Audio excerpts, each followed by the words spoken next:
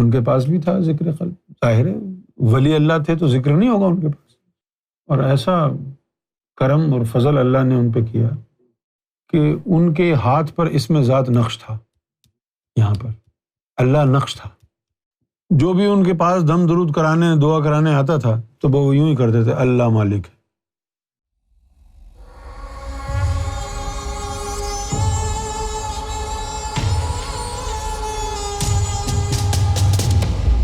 شری سائے بابا کے ماننے والے دونوں ہندو اور مسلم تھے.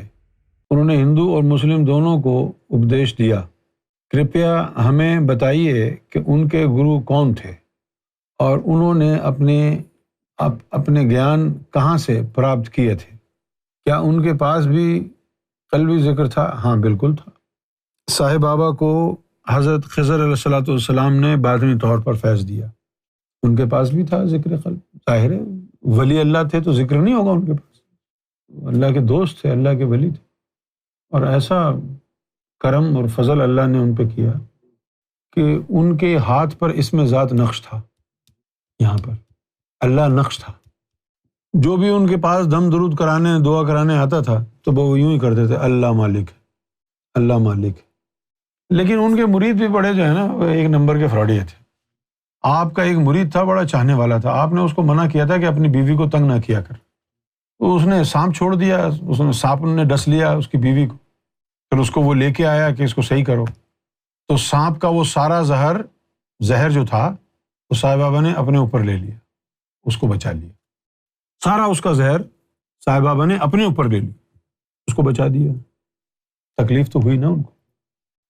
سائے بابا کا یہ بھی تھا کہ وہ عیسائیوں کے پاس جاتے تھے تو وہ عیسیٰ بن جاتے تھے. عیسائیوں کے پاس جاتے تھے نا، وہ تو بیٹھے ہوئے تھے.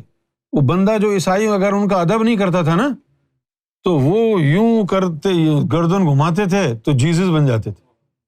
یوں گردن گھماتے تھے کبھی غوث پاک بن جاتے تھے. تو بہت بڑی ذات ہے شرڈی والے جو سائے بابا ہیں. ان لوگوں کی وجہ سے تو تمہارے اندر بات چیت کرنے کا بھی آج جو ہے وہ صبر ہے، ورنہ تم ہندو مسلم ایک دوسرے کو کاٹ کوٹ کے رکھ دیتے. انہی چکروں میں رہتے ہیں، نہیں ہم نے مسجد بنانی ہے، ہم نے مندر بنانا ہے. دونوں تلواریں نکال کے کاٹ دیتے. یہ بھی یاد نہیں رکھتے کہ مندر مسجد میں پوجا ایک ہی ذات کو جاتا ہے. مندر میں بھی اللہ کی پوجا ہوگی، مسجد میں بھی اللہ کی عبادت ہوگی، ہے ایک ہی ذات. لیکن اپنی نفرتوں میں ایک دوسرے کو کاٹتے ہی رہتے. بابا گرو نانک دیو جی آئے، انہوں نے بھی ہندوؤں کو بھی فیض دیا، مسلم کو بھی فیض دیا. ایک مثال ہے کیا؟ نظام الدین اولیاء ہندوؤں کو بھی فیض دیا، مسلم کو بھی فیض دیا. خواجہ غریب نواز ہندو مسلم دونوں کو فیض دیا.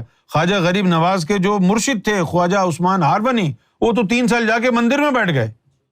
ہندوستان کے مسلمانوں کو یہ سوچنا چاہیے کہ کتنے بڑے بڑے بزرگ یہاں گزرے ہیں، کتنی بڑی بڑی ہستیاں یہاں آئی ہیں. انہوں نے کیا کیا ہے؟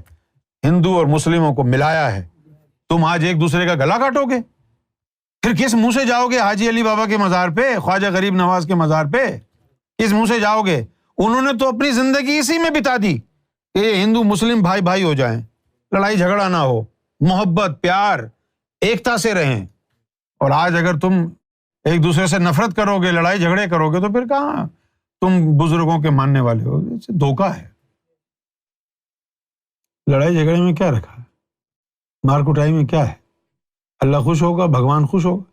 ہندو اگر مارے گا مسلم کو تو سمجھتا ہے بھگوان بڑا خوش ہوگا. اگر مسلم ہندو کو مارے گا تو سمجھتا ہے اللہ بہت خوش ہوگا، اللہ ول تھرو اے پارٹی. ساری اسی کی مخلوق ہے.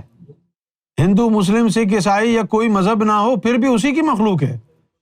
نہ اس کو اس وقت خوشی ہوگی جب کوئی ہندو مرے گا، نہ اس کو اس وقت خوشی ہوگی جب کوئی مسلم مرے گا، کیونکہ دونوں اسی کی مخلوق ہیں. انسانیت کا ادب کرو.